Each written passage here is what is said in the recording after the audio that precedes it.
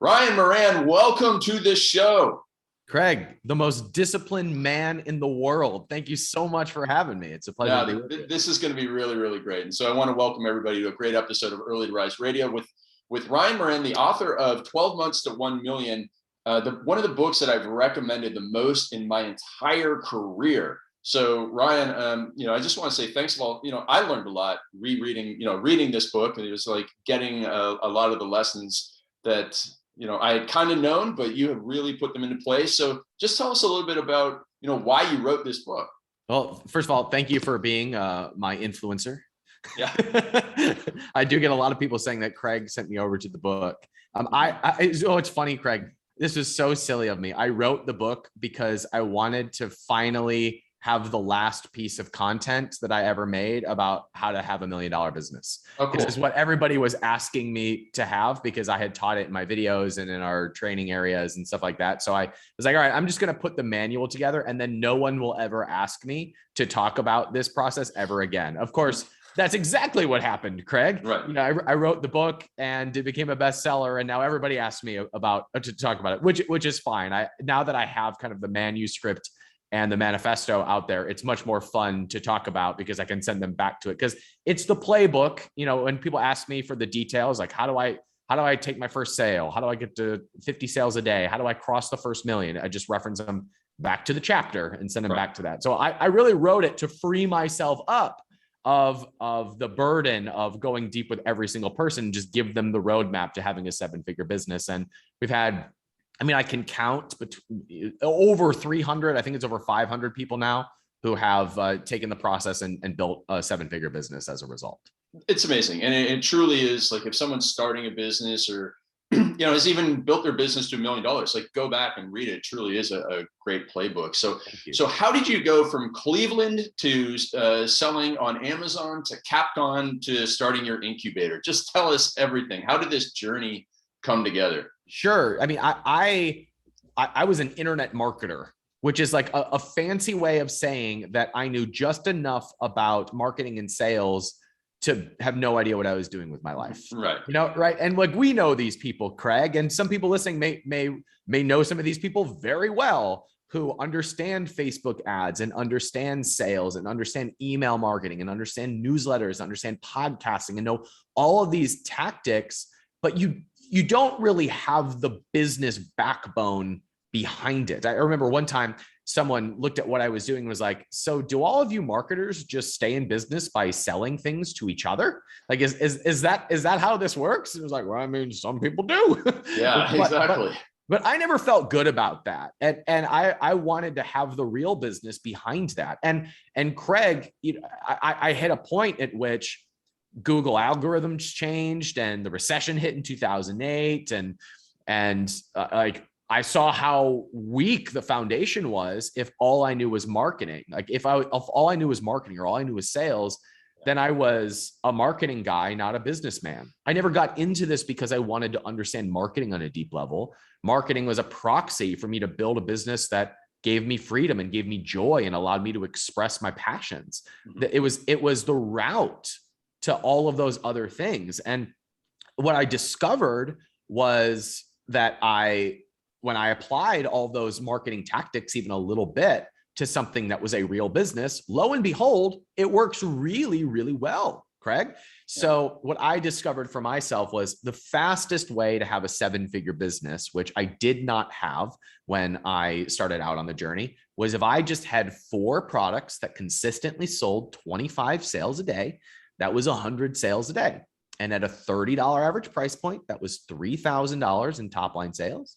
And $3,000 per day in top line sales was $1 million business. And that was a really good starting point. And so all the things that I had learned about email marketing or search engine optimization or social media marketing or what have you, when applied to a real business, became a 7-figure business in a 12-month span, or a lot of times much less. And it often takes far less effort and far less time than people expect. And so one of my businesses now is I run an incubator where I invest in these businesses with our students. We don't just teach it. It's not a course.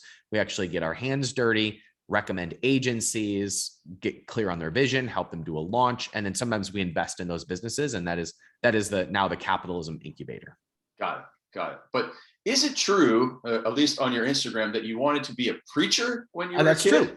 Yeah, but not just as a kid. From ages 15 to until my first stint in college. Yeah. I was in college thinking I was going to be a pastor.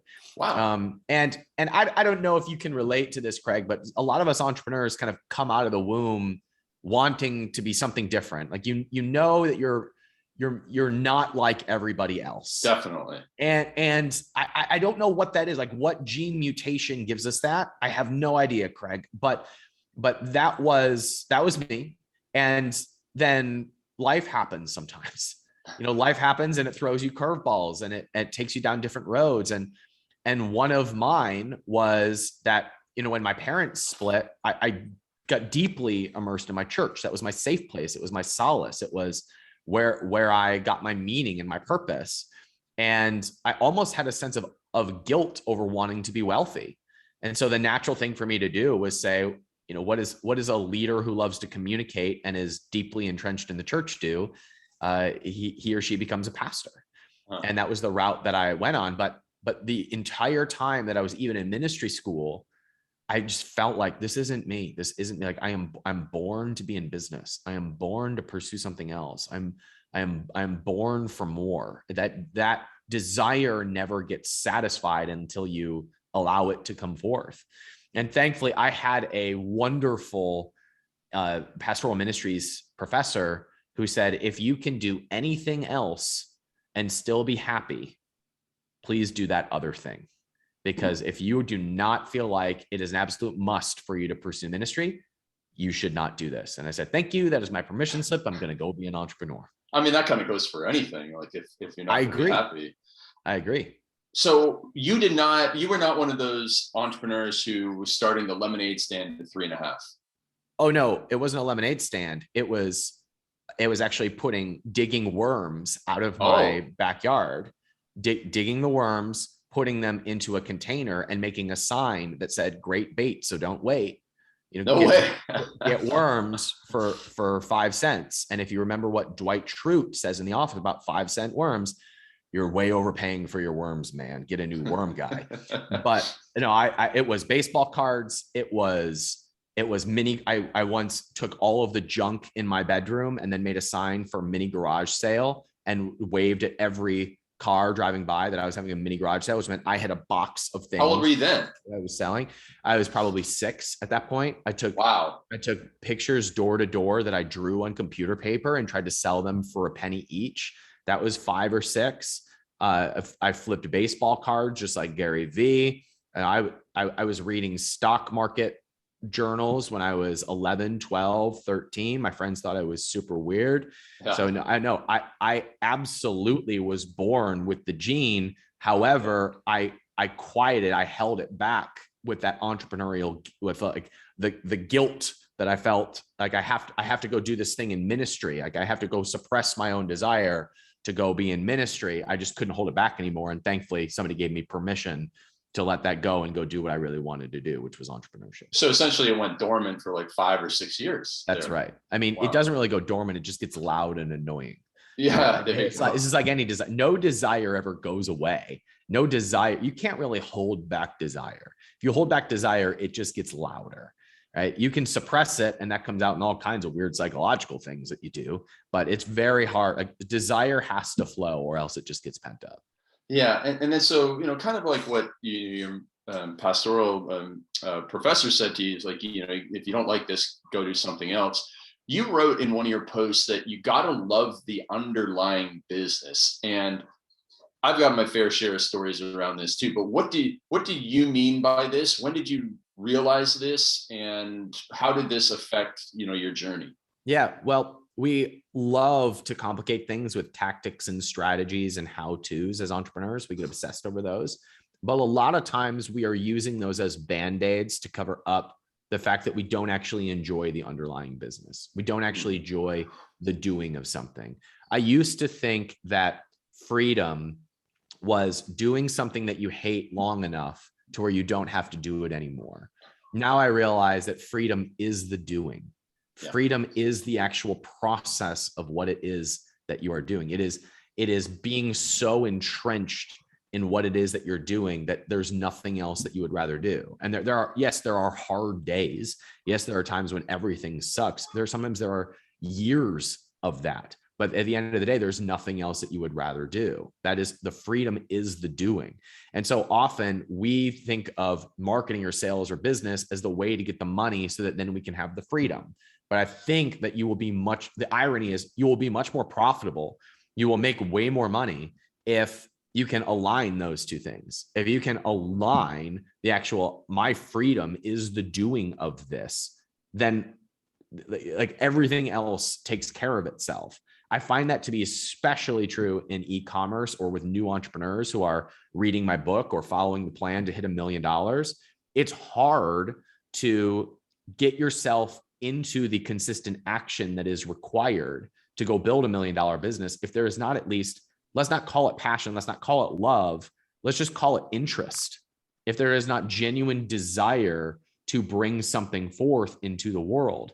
And if you don't have that, I would recommend you just wait until you have, again, let's just call it interest, a little bit of a spark for you to put that entrepreneurial drive behind something. Otherwise, I think you will just spin your wheels for many years. We all have peers who have done that. Yeah, absolutely. And you were very kind, and you put one of my quotes in your book, the success is simple once you accept how hard it is. And yes. I think that kind of goes with what you were saying there, because when you were talking about the desire, I was thinking like, yeah, there were days when, even though it felt like, everything was going wrong in my life, I couldn't stop myself. I'd get up in the morning. It didn't matter how bad things were. I just really had this desire to go and write my fitness emails for so long. So the one thing with that, you got to love the underlying business, is the mistakes that I made were I sometimes started businesses because I thought they were going to make me a lot of money. Right. And none of those ever worked out. I don't know. Did you ever do that? Or have you ever seen other people make those mistakes? I've never had something work out long-term that was just for the money. Yeah. I have had short-term wins.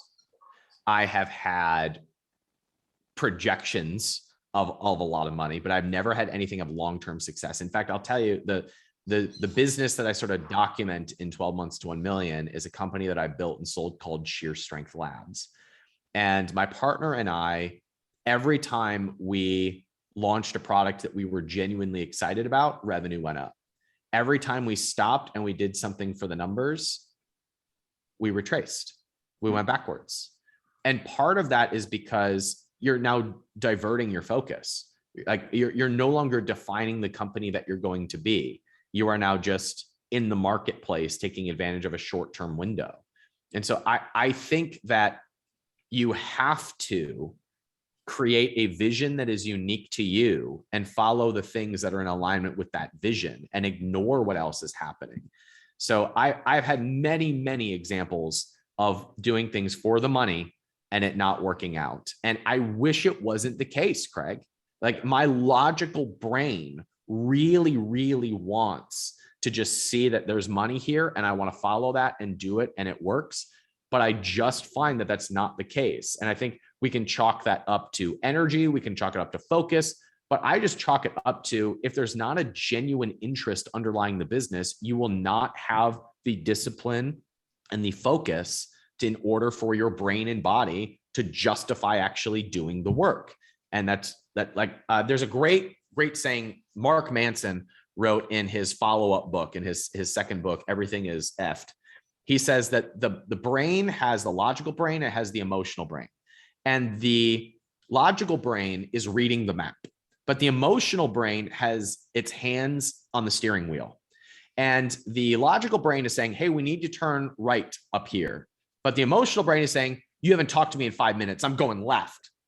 And us, like especially us dudes, we think so logically, but if we don't have genuine interest or desire or love or passion or any of those positive emotions towards something, the emotional brain will rebel. And like, we hate this as dudes. We hate this as entrepreneurs because everything should make sense and line up perfectly. And we should be able to do that. But we have two parts to us. We have the logical brain and the emotional brain. So I think the key is starting with a business that genuinely excites you or interests you, and then letting the logical brain figure out the path to get there. And when you line those things up, and you accept the fact that everything is hard and you accept how hard it's going to be, then your plan to success is very simple. Got it. I would love for you to like maybe talk about one or two of your favorite stories of those 300 to 500 people who followed your blueprint, and just say, like maybe choose one of where, the person, like, here are the odds that are just totally stacked against this man or this woman, maybe they're a single parent with a couple kids. It's like, because everybody needs to see those stories where people have overcome the odds, because everybody's going against odds, but it's always great to see somebody going through more odds be successful. If they can do it, we can do it. And then also, any stories that you have around, like, it's insane, but this product or this niche market is like so ludicrous, you probably wouldn't even have heard of this, or it's just so wild but you can still build a 7-figure business with this. You got anything on that? Yeah, a couple come to mind. The first one is my favorite success story. His name is Jason Franciosa. And Jason he actually was the runner up to a pitch contest to some big company for like $100,000 scholarship to start a business. Now, he was the runner up, which means he was first loser. Yeah. So he creates this great pitch for this thing, and he loses. And he had so much energy and emotion wrapped up in this idea, and kind of the $100,000 was all the money in the world to him, and he didn't win. And so he gave up on the project and got a corporate job that he absolutely hated. Wow. One day he sees a Facebook ad for one of my programs that doesn't even exist anymore. You can't buy it. And he tells me that he spent his last, however much it was, $2,000 or $3,000 to get this training. And he, like, his last dollars. And it's funny, I remember when he joined, because he was the noob in the Facebook group asking all the annoying questions. And he just stayed at it. And he started this brand. It's called Element 26. It's a CrossFit brand. And one of the products is one of the best selling weightlifting belts in the marketplace. And Jason, he was like working full time while also scrapping everything he had together to make this thing take off, until it was doing like $20,000 a month in sales. And he continues to just like pound the pavement. And I remember I just watched him work so hard. I invited him out to my house for one of our like high level masterminds. And he's like, I have no business being here. And I was like, just like sit in the room and absorb everything you can. And he gets to $50,000 a month, and he gets to $80,000 a month. I had him on the podcast when he was at $80,000 a month. And we had this conversation about this mental shift he was having, about realizing that he's been building his business for himself, but when he builds it for the customer, all of a sudden things start to take off. And we did this podcast together, and within a few months, he crossed $100,000 a month. Then COVID happens, and his business crashes. And Jason basically writes to me in tears, like, I don't know what to do. I like just left my corporate job. Like, I just was starting to get ahead. What do I do? And what he did was he doubled down, and it went from $1 million run rate to a $2 million run rate to a $4 million run rate to next year's projected to an $8 million run rate. Wow. He's now our head coach inside of our incubator. And last week I was at a team member's house for a barbecue, and one of the friends that was there said, hey, are you Ryan? Hey, I work for Jason at Element 26. I met one of your team members at CrossFit, and Jason hired me. So watching this company start to blossom, and then one day I'm wearing the belt at my gym, and my trainer says, hey, is that an Element 26 belt? I love those things. I recommend it to all my clients. Like, all of those factors coming together just makes him stand out as one of the amazing success stories to me. The other one did he, for the $100,000 project or contest, is that the business that he was trying to build? I'm so glad you asked. Not even close. Wow. Completely different. Scrapped that idea, licked his wounds, dusted himself off, and says to this day, losing that $100,000 was the best thing that ever happened. Yeah. Losing that, like, if I had gotten the scholarship, I would have built a business in a completely different direction that probably wouldn't have worked out. And that led me to discover this model, which has allowed me to keep the entire business equity-wise and build a multi-7-figure business that is well positioned for an 8-figure exit. And it just shows you the power of, you couldn't suppress the desire. Here this guy is getting, slapped around after losing the 100,000. Then, he's going working this corporate job. But still, when he saw the opportunity, it's the last dollars on the credit card, and that should be inspiring to everybody listening. So the second story you're going to tell. The second story is just fresh in my mind because I just got off the phone with the person before this scheduled podcast. He sold gun holsters, right? It says gun holsters because he was the target market, and he started selling them. And then he did the exact right thing that we talk about in the book, which is he started calling his customers and started saying, "Why are you buying this? What do you like? What do you? Why my product over everybody else's product?" And what he discovered was that a large number of his customers were women. And women were telling him all the complaints that they had about the other products in the marketplace. Now, you don't think that gun holsters are going to be primarily women, but in his case, he was listening to all these women talk about how they're designed for men and how they don't fit their clothes and there's nowhere to put it on their body. And he is listening to all of these things, and he starts developing and releasing products in that space specifically for women.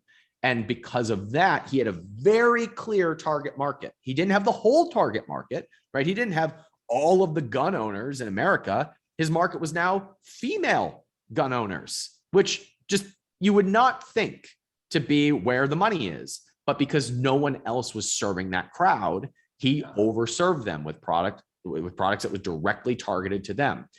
He hit a mid 7-figure run rate in about 2 years and got an offer to be acquired last year. And they acquired him for, a life-changing amount of money to where he is set for the rest of his life if he wants to.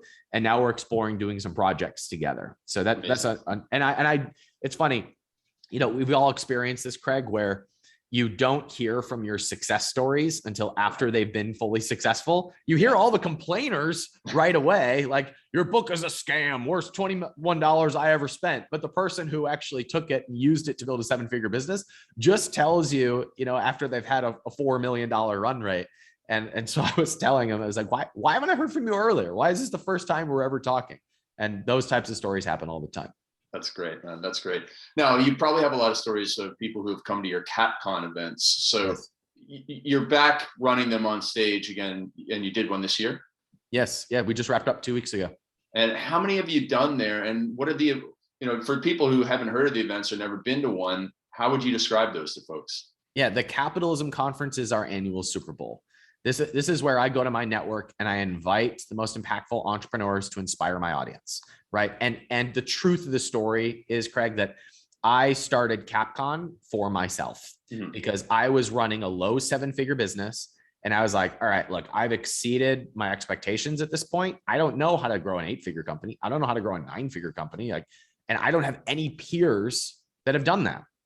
So how do I go get around the people that have done what I want to do? And so I just started paying them their speaking fees, and I sold tickets to offset the cost.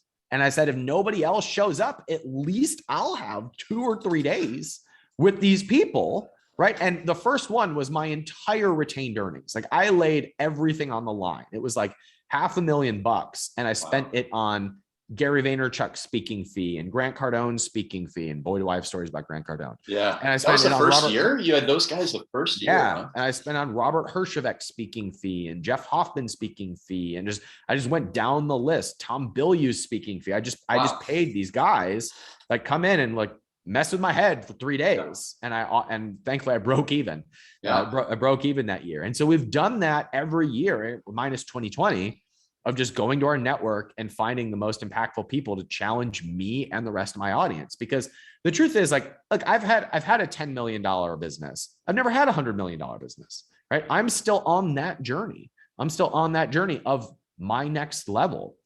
And so I invite the people that challenge me. And sometimes, like this past Capcom, they're my students who have surpassed me. They're my students who have had, like, there's one student on stage 1 month ago. 1 month ago, he set a record for our space. He had an exit of $610 million. Wow. And it had just closed a couple of weeks before the event, right? He's on stage challenging me and challenging our audience. And so that's why we do it, it is for myself and my audience to be challenged and rise to a different level of thinking than we've been challenged to, and that you're challenged to when you go to other conferences or you go to pitch fests or being around your peers. And that's why we do the Capitalism Conference. Amazing. I mean, I've been to one, and the audience is amazing and super successful. And now that you've kind of you had that, but now you're going next level with the incubator, which you talked about a little bit, but just tell us a little bit more about that as well. The Capitalism Incubator is where I get my hands dirty and my team gets our hands dirty in helping entrepreneurs cast the vision for their 7-figure business that they can sell, where they have a profitable launch, and where we help build kind of the infrastructure and the relationships that they need in order to have the foundation of that business that they can scale and sell. And Jason, who I mentioned earlier, is one of our head coaches. One of our other coaches, Stan, has had a couple exits himself. I'm in there, and we're basically mentoring and guiding these members to cast a vision that really excites them. And then we have relationships with the agencies that they need. We have a list of investors who invest specifically in e-commerce brands, a list of influencers. So everybody in the incubator is an e-commerce brand. I mean, that's our default. You don't, yeah, okay. I would say 80% of them come in with an idea for an e-commerce brand. Got it. My favorite people to work with are people like gym owners or golf instructors. Really? Why? Or counselors that have an expertise in a space, and then we can help them cast the vision for the business that launches around them. Those are some of our favorite people to work with. But we have the kind of the stack of influencers that they can reach out to and partner with to help get the business off the ground. We have a list of investors that we bring into the group, a list of advisors and agencies, and those relationships make up the incubator so that every entrepreneur has a stacked deck of the room for them to be able to know everyone that they need to know in order to launch a 7-figure brand that they can sell. Yeah. So how does the money work in your incubator? Or is this where people are paying to be in the group, or are you investing money? Are you building a fund to invest in people? Yeah, we have the Capitalism Fund is a fund specifically for brands that come from our audience. We raised it in March of 2020. Great time to raise a fund, Craig. Interesting. but we raised enough, and we've done 10 deployments with a few pending right now. I believe that's accurate. I don't know I'm not sure that's the exact number, but it's around there. Yeah. And a lot of those deals do come, at least the lead flow comes from the incubator. There are also instances in which I will get really close with an e-commerce entrepreneur or someone who's in the incubator, and we'll help them do a traditional raise. So we'll market that out to our list of investors and contacts and invite them to participate in a capital raise to help that entrepreneur. Of course, no one necessarily needs to raise capital in order to be successful here. I started my business that I sold for 8 figures with $600, right? Jason started with his last $3,000. So you don't necessarily need to do that. But when I really believe in a brand that is coming from our incubator, we'll get our hands dirty either with the fund, or we'll help them do a capital raise in order to execute upon their vision. So what do you look for in terms of revenue, and just for people listening who might have an e-com business and say, I could use some money for inventory or something like that. What are you looking for in terms of performance of the company that you're going to invest in? And then what kind of investment do you make? Are you talking like a 500,000, a 2 million? Like what kind of investment do you typically make in your companies? Yeah. So I'll answer this in 2 ways. For the businesses that we invest in inside of the fund, our target is we're looking at entrepreneurs who have a low 7-figure run rate. That's $1 to $3 million. Okay. Right around $1 to $3 million is where the entrepreneur can be a solopreneur. But if they're going to grow, they have to start building a real team. They have to start casting a real vision, and they have to start making serious investments into the next chapter of their company. That's where we come in. We kind of serve as that friends and family round to help them have the capital to grow. Our starting point for valuations is 1x revenue, 1x a trailing 12 revenue.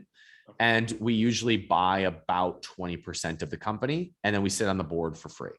So it's like our standardized deal. Yeah. However, there's also a different way to answer this question. I will make exceptions on businesses that have a few other things in place. We'll invest earlier in the deal when they have an absolute crystal clear vision about who the audience is that they're trying to serve. And I'll give bonus points to them either having a partnership with an influencer that has an audience that they can launch to, or they've built up an email list or a following of themselves of that target market. An example of this is there was someone in the incubator. Guy's name is Grant. His partner's name is Dan. They started a brand called the Thin Line Supplements. Thin Line Supplements was specifically for first responders, especially police officers. An absolute crystal clear target market. Their problem that they're solving is that there is no one directly having the backs of the boys of blue, right? They are enemies in the media. No one is their champion. And this brand serves to be that champion. And their proxy for doing it is selling them supplements so that they have the capital to be able to be advocates for these guys and girls, right? That to me is like absolute crystal clear target audience. And it just so happens that I know some of the biggest influencers in that space.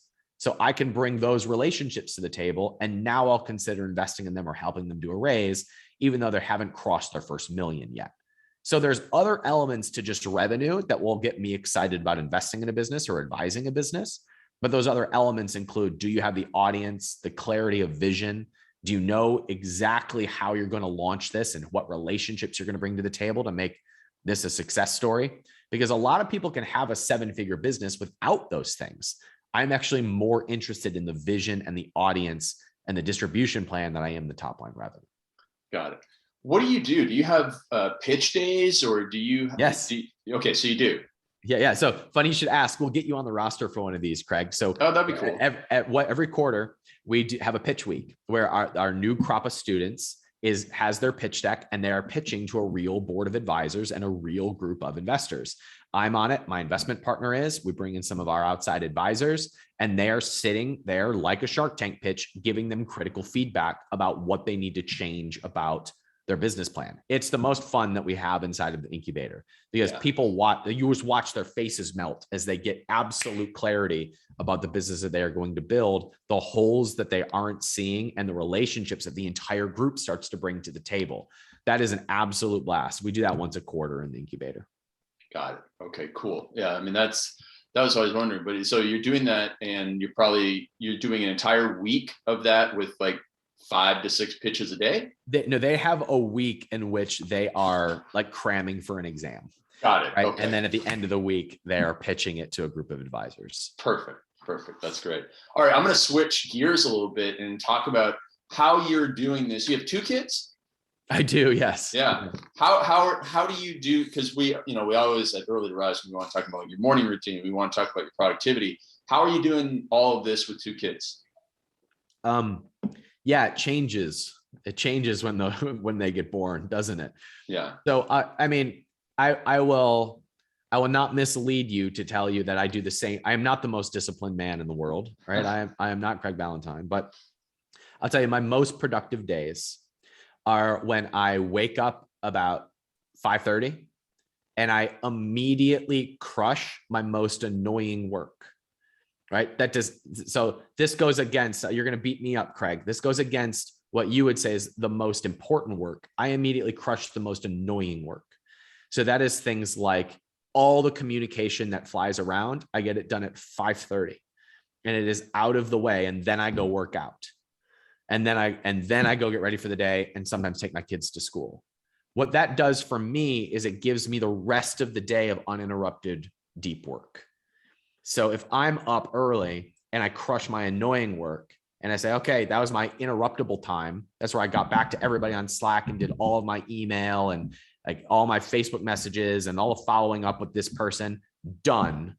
I now have 9 a.m. to 5 p.m. or 4 p.m. to do deep, meaningful work. Those are my most productive days. Got it. Oh, that's amazing. That's amazing. And then you also, you posted on Instagram that you have an amazing assistant. And, I've connected with her and she's helped me, when I spoke at your event and all that sort of stuff. Everybody needs to understand the power of having a great team member like that. So walk us through how that relationship works and how everybody benefits. So it's a win-win for her and for you so that everybody gets the most done. I've always heard that your business career changes when you find that one key hire. Yeah. And Inez was mine, right? So Inez is just the empire defender. And she makes sure that things don't get in front of me and distract me from doing deep, meaningful work. Right. And deep, meaningful work is different for everybody. When I was running Sheer Strength with my business partner, my deep, meaningful work was building relationships and doing marketing. And for Matt, that was operations and product development. Those are very different things, but they set each one of us free to do what we do best. Inez does that for me at capitalism.com because she keeps me from being interrupted by constant things that are flying around. She handles legal and accounting and all the things that would take me a week to recover from if I focused on. Yeah. And so she has unlimited upside here at the company. I've just decided to trust her with everything, including, my bank account login. And some people ask me, how did you hire people that were so trustworthy? And I said, I chose to trust them before they earned that right. Got it. And I tested them. Right. Right. Small tests all the time. Yeah, that's right. So it wasn't that I found trustworthy people. You don't know when you hire somebody if they're trustworthy. You trust them with things, knowing that they could screw you. Yeah. And then you give the trustworthy ones more and more and more. So she was the person who really set me free to be able to build the rest of the team, cast the vision, and start executing upon what I wanted to build. Got it. Okay. Very helpful. Now, how do you communicate with your wife for success in the business and the relationship? Well, I don't know because I don't have a wife, but the parent of my kids, we have a great relationship, and we were pretty clear early on that we each were going to have distinct roles. Those distinct roles were her job was to be with the kids, and my job was to provide for the unit. Mm-hmm. And I will tell you, I actually have a harder time than I think she does. I want to be with my kids. I want to be involved in their lives. And so I don't really have, as of right now, I don't really have very clear boundaries there. In fact, I just told her this morning, something has started to flip in me where I used to see kids as my responsibility and work as my playground. And now it's starting to flip as my kids get a little bit older. Now I can't wait to go pick up my kids or take my kids for the weekend. I can't wait to do that. And work has actually become a more pleasurable responsibility because I see it as a way that I'm going to provide. I never would have thought that before I had kids. But as you know, it changes everything about the way that you see the world. It changes everything about how you're wired. I think so much more long-term now that there are children that will be affected by my actions. So I will confess, I don't know that I have good balance or good boundaries there. That's something that I'm just now navigating now that my kids are a little bit old enough for me to go back into full-on work mode. Got it. I want to talk now about your optimism, and that's one thing. In I've been watching some of your stories and that sort of stuff, and you have I have some friends who are very successful, very pessimistic, and I do feel like you've got a great optimism to it. And so, two questions: why do you think capitalism will help us and save us, and why will freedom prevail? You're a big believer in those two things, at least if I understood your answers to your Ask Me Anything correctly. So let's go with that second piece of it, because just like desire, freedom can be held back but never quelched. It can never be put out. We as human beings crave freedom and search for freedom above all things. It is the natural unfolding of us as a species. None of us like to be restricted. None of us about anything. We do not like to hold ourselves back. We do not like to be contained. We do not desire this. So freedom, as we continue to grow, just expands. You can hold it back temporarily with government control, but it never wins. It never succeeds. It can exist temporarily, but it never wins long term. In fact, every time you've tried to suppress freedom, you've tried to hold it back, you get an uprising that is strong enough to overcome the oppression. Every time. Sometimes it takes a few years, sometimes it takes a few decades, sometimes it takes a few generations. But in today's world, that turnover happens faster and faster and faster. Now we have the technology to circumvent that almost immediately. So when like even now, I mean, Craig, even today, we get upset over whether or not we have to put a mask on our face. That's a threat to our freedom. That's how free we are. We're so free that the thing that we push back against is whether or not we will be forced to wear a mask. And 50% of the country says, ain't gonna happen. Get off my lawn. That's how free we are. And we debate this. Like we yell about this. This is the topic that is the biggest threat to our freedom, right? We're so free if that's what we're arguing about. And 20 years from now, it will be that needle will have moved even further. There are some people who are afraid that the government is going to continue to get more and more and more control. But the people who say that, like, I don't believe that, but I'm thankful for those people who fear that because they're holding the line, because they're the opposite end of the spectrum that is raising up their desire for more and more freedom that will prevent more and more overreach. And so the wave continues to crash forward. It crashes forward and then it rises up with more demand and desire, and then it crashes forward. We are naturally wired to continue to expand freedom.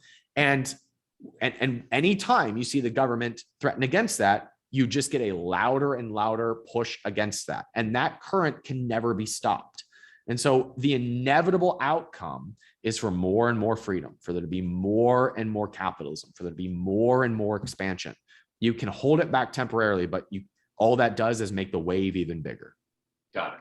I love that. I love that. And so if you have optimism, you must just feel like there's a ton of opportunities out there. So for those folks that are delirious, how much? Yeah, that are like, just like, they would love to hear your ideas on what the biggest opportunities are out there. And then I want to ask you some questions about NFT. Well, these might be one and the same. So I just gave a keynote at the Capitalism conference that I believe that we are right on the cusp of what I would call the era of abundance. I think we are the last generation that will truly understand what scarcity is. The idea of not having enough, not enough food, not enough money, not enough housing, not enough whatever. We are the last generation that will understand that. If you look at the emerging technologies and them all coming out at the same time with AI and blockchain and gene editing and all the things that are emerging right now, we are going to see massive downward pressure on the price of goods and services and a massive increase in the amount of capital and opportunity that exists. So I believe our job as entrepreneurs right now is to usher in the era of abundance. And the companies that win next will be community driven. They will have aligned incentives with their customers, and they will have finite missions. So finite missions means they exist for one specific purpose, to help this group of people make this transformation. And then they will go away.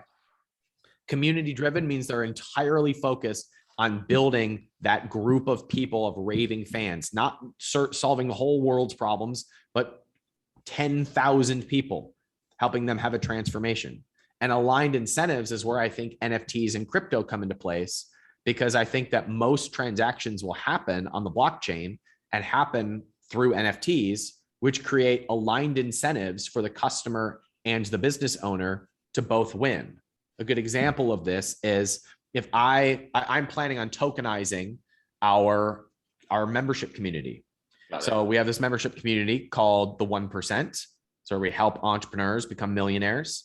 And it will make total sense as soon as the technology is easy for us to go away from being a $300 a month membership and just being a tokenized membership.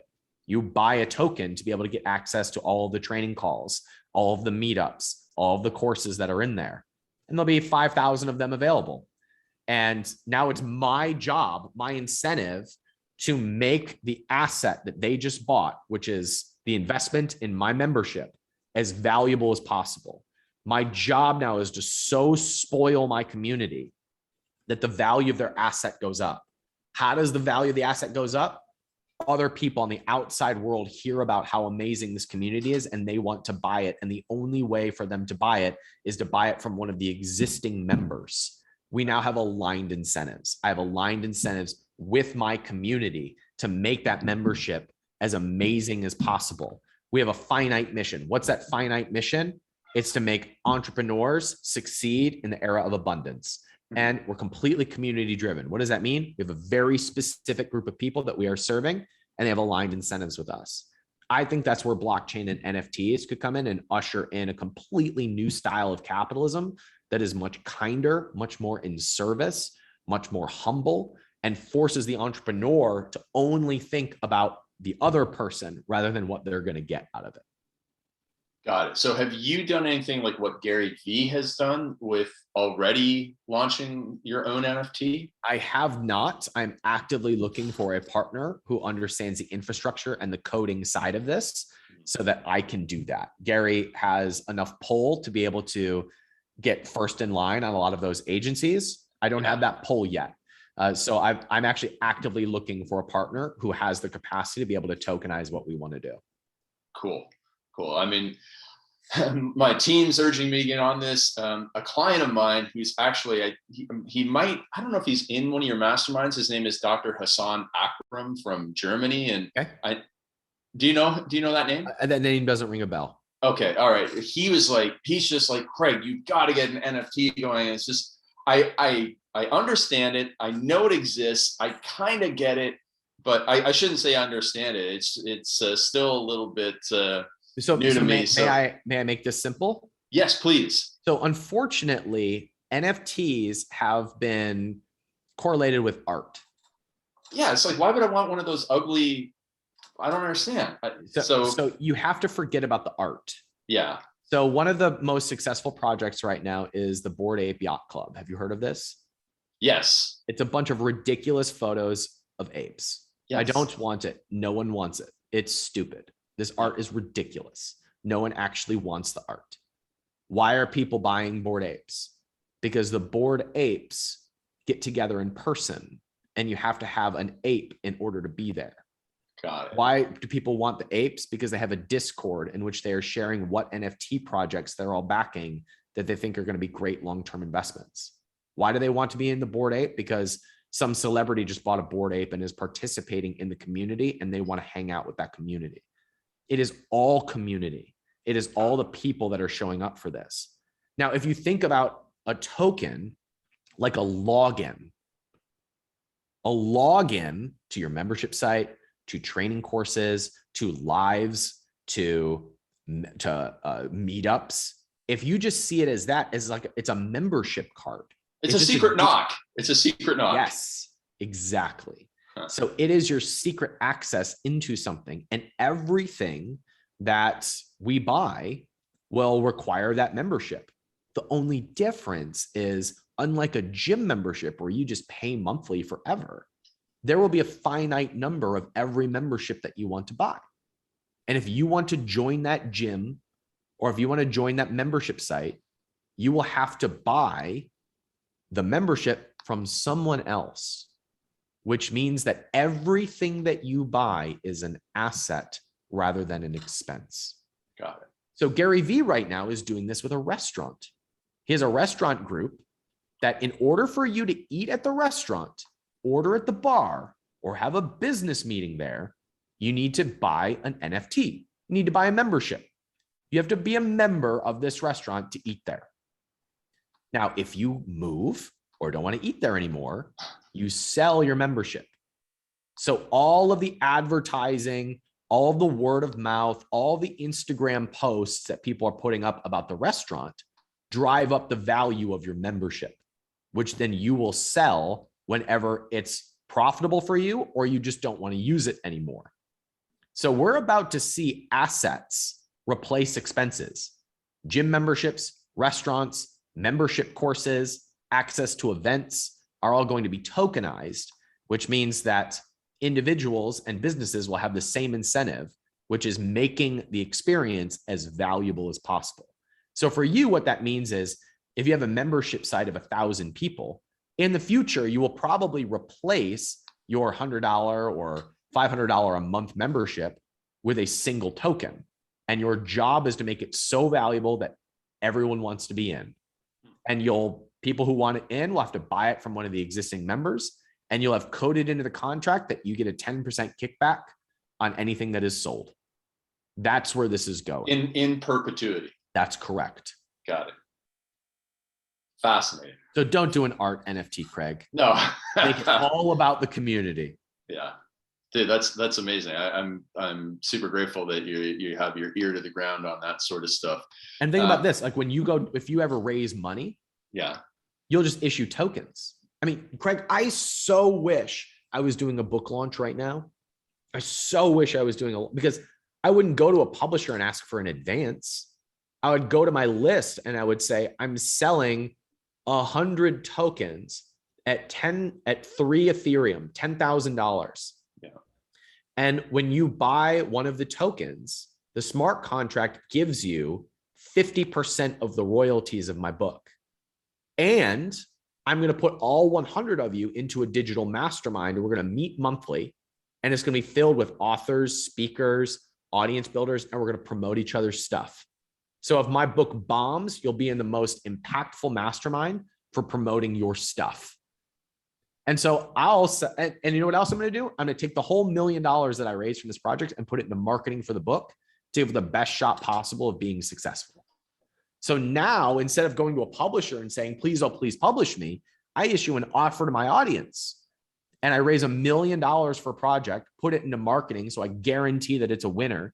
50% of the profits go to my token holders, and they're part of a mastermind that is now financially incentivized to make sure that my project is a winner, to make sure that my book gets out to as many people as possible. That's aligned incentives. You see that? I'm starting to really, really get it now. Isn't that hot? Yeah. Yeah. Don't you want to invest in my book right now?